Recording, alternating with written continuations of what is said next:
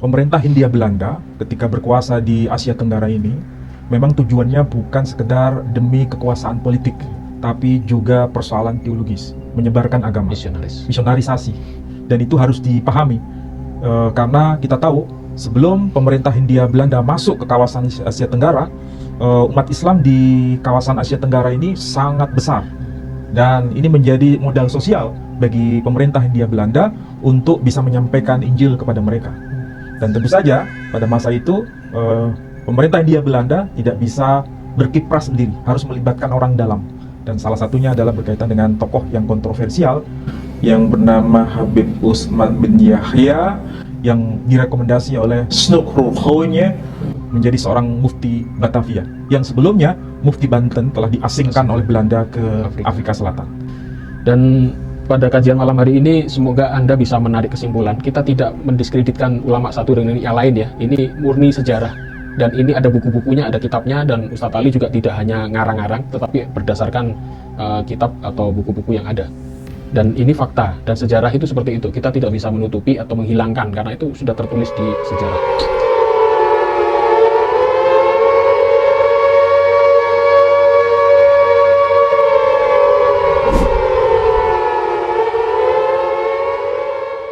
Yang kedua, penerjemahan Quran dalam bahasa Belanda yang pertama kali itu digarap oleh seorang pribumi yang bernama Sudewo.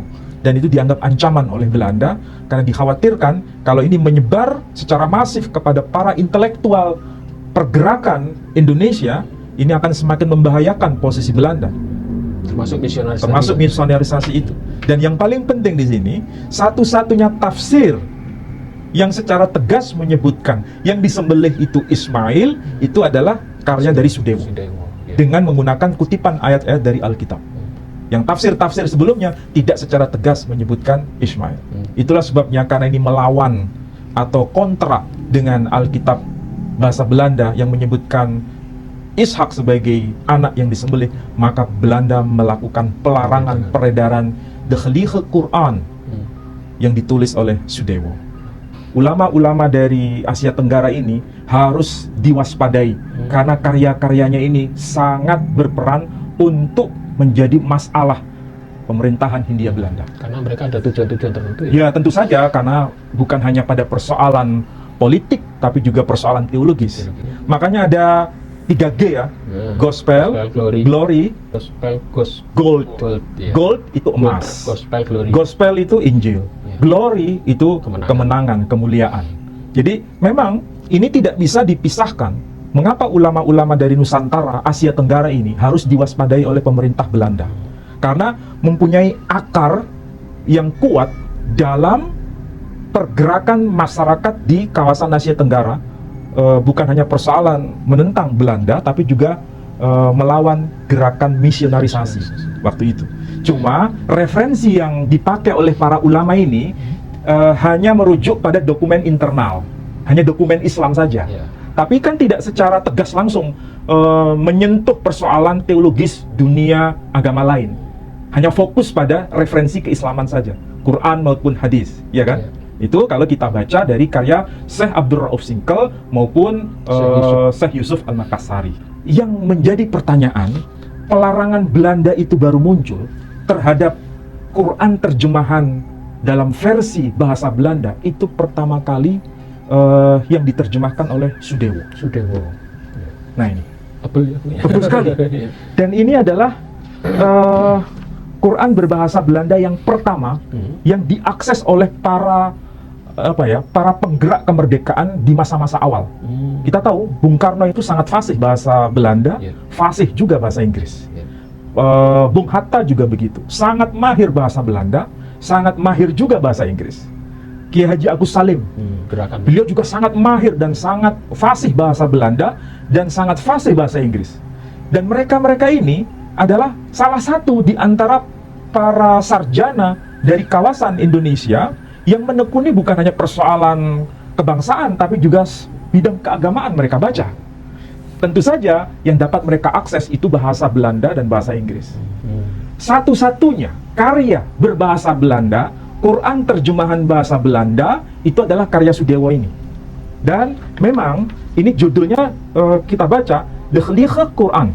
Jadi ini Quran dalam bahasa Belanda yang ditulis oleh Maulvi Muhammad Ali, dan ini in het Nederlands vertaald door Sudewo, yang kemudian dialih bahasakan oleh Sudewo.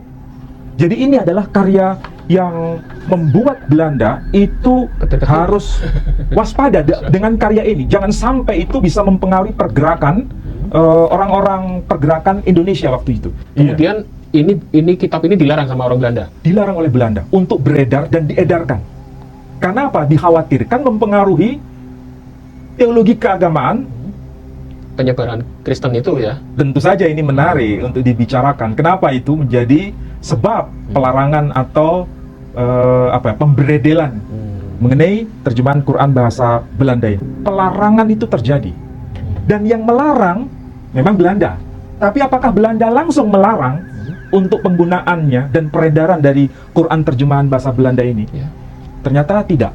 Tapi melalui seorang tokoh yang bernama Habib Utsman bin Yahya. Oh, ada Habib.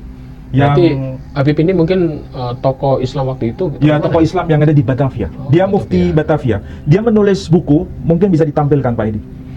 Ini kitab bernama Manhajul Istiqomah Fid Din Bisalamah. Judulnya ya. Penulisnya siapa? Yaitu tadi, Syekh atau Habib Utsman bin Yahya. Dan di dalam karya ini memang disebutkan ada fatwa dilarang memberontak kepada pemerintah Belanda, dan menyebutkan bahwa para pemberontak dari Cilegon, Banten itu sebetulnya melawan syariah. Menurut fatwa dari Habib ini. Habib Utsman bin Yahya. Berarti larangan untuk memberontak itu ditulis di buku ini. Termasuk pelarangan untuk membaca tafsir berbahasa Belanda yang diterjemahkan oleh Sudewo ini juga dari Habib Utsman bin Yahya. Di bukunya ditulis seperti itu. Ditulis mengenai persoalan pelarangan itu. Jadi pelarangan mengenai pemberontakan itu di kitab ini, dan sekaligus bagaimana orang-orang Indonesia itu tidak boleh membaca tulisan dari Sudewo yang berkaitan dengan Quran dalam terjemahan bahasa Belanda. Ini Belanda memang bukan hanya persoalan politik yang sedang dimainkan, tapi juga persoalan teologis yang tentu saja ini dianggap ancaman bagi pihak Belanda. Itulah sebabnya Snoek Hurgonya kan sahabat dekat dengan Habib Utsman bin Yahya, dan yang memerintahkan untuk menjadikan Habib Utsman bin Yahya sebagai mufti Batavia adalah Snoek Hurgonya sendiri.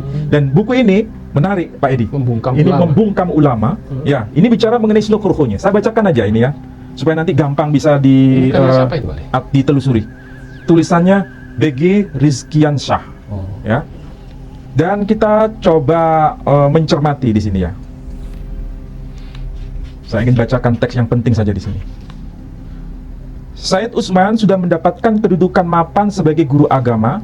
Dia dikenal sebagai ulama yang berilmu, produktif, dan tak kenal kompromi dalam soal agama. Ia dikenal pernah berpolemik dengan ulama lain dari Kepulauan Melayu Indonesia, seperti Syekh Ahmad Khatib Al-Minangkabawi. Padahal ini tokoh Syekh Ahmad Khatib Al-Minangkabawi. Minangkabawi itu adalah guru dari para ulama dari Asia Tenggara yang bermukim di Mekah. Tapi dia kontras, bukan dimusuhi, dia kontras dengan Habib Utsman bin Yahya ini.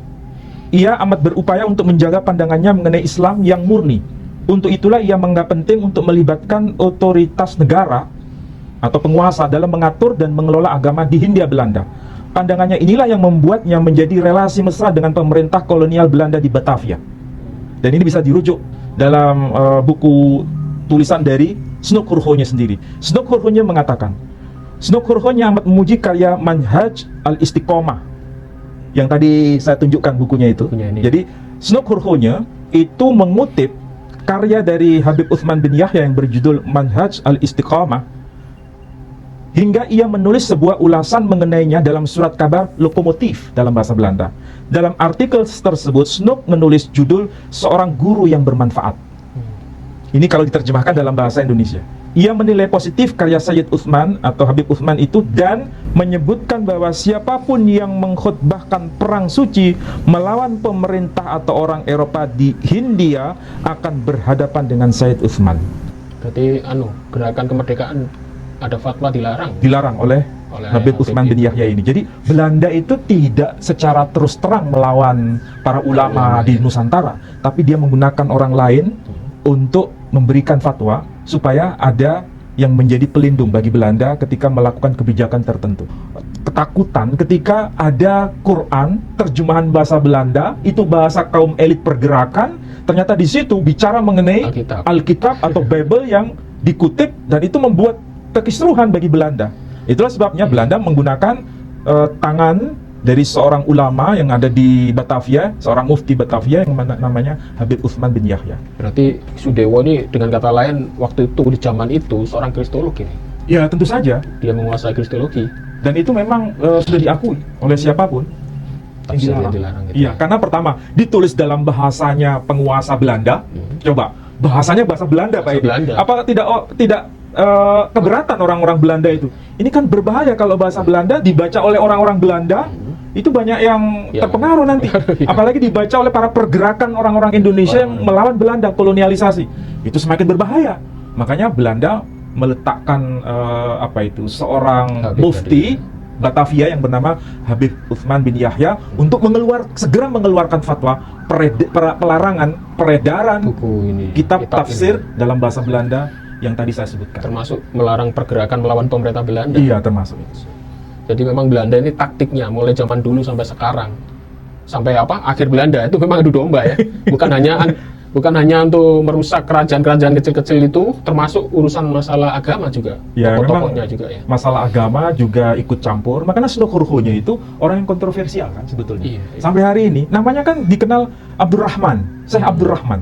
Pakai nama Syekh itu. Iya, dan sudah berhaji Pak Edi. Tetapi para ulama kita mengatakan ini tidak bisa disebut ulama. Penyusup dia. Karena dia sebetulnya adalah orang non-muslim tapi membuat kekacauan dalam keislaman itu sendiri. Menyusup istilahnya. Iya.